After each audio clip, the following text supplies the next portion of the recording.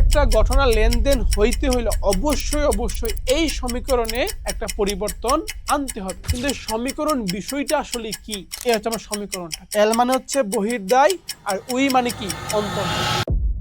এবার দেখো হিসাব সমীকরণটা আসলে কি, এটা সম্পর্কে আমরা একটু জানি। আমরা তো বললাম যে হিসাব সমীকরণ, কিন্তু এই সমীকরণ বিষয়টা আসলে কি? দেখো আমরা দেখি, বলছে যে একটা ব্যবসা প্রতিষ্ঠানের মোট সম্পদ কি বলছে বলতো? মোট সম্পদের পরিমাণ। মোট সম্পদ মানে কি? মোট সম্পদ হচ্ছে এ মানে অ্যাসেট, ঠিক না? অ্যাসেট মানে মোট সম্পদের পরিমাণ কি হবে বলতো? মালিকানা সত্ত্ব এবং বহির্দায়ের সমান হবে। তাহলে মালিকানা সত্ত্ব এবং বহির্দায়ের সমান, তো সমান চিহ্ন দিলাম। তাহলে বহির্দায় মানে কি? বহির্দায় মানে হচ্ছে এল, লাইবিলিটিস। বহির্দায় মানে কি? এল বা লাইবিলিটিস। যুগ হচ্ছে কি? মালিকানা সত্ত্ব মানে কি? ওনার্স ইকুইটি, ওই। এই হচ্ছে আমার সমীকরণটা, ঠিক আছে?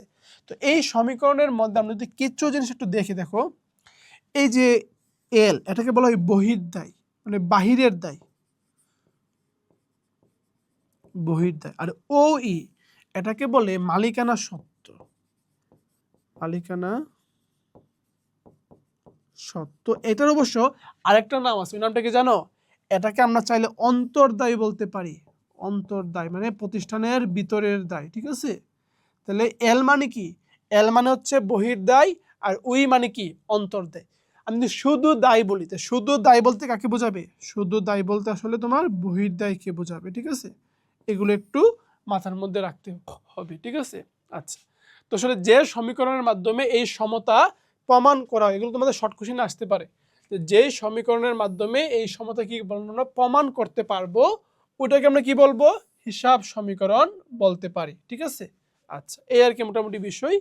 তো যদি কোনো ঘটনা আসলে সম্পদ, দায় এবং মালিকানা সত্ত্বে পরিবর্তন আনে, ওই ঘটনাকে আমরা কি বলতে পারি? লেনদেন বলতে পারি। মানে কোনো একটা ঘটনা লেনদেন হইতে হইলে অবশ্যই এই সমীকরণে একটা পরিবর্তন আনতে হবে, যে কোনোভাবে আনতে হবে। বিষয়টা ক্লিয়ার?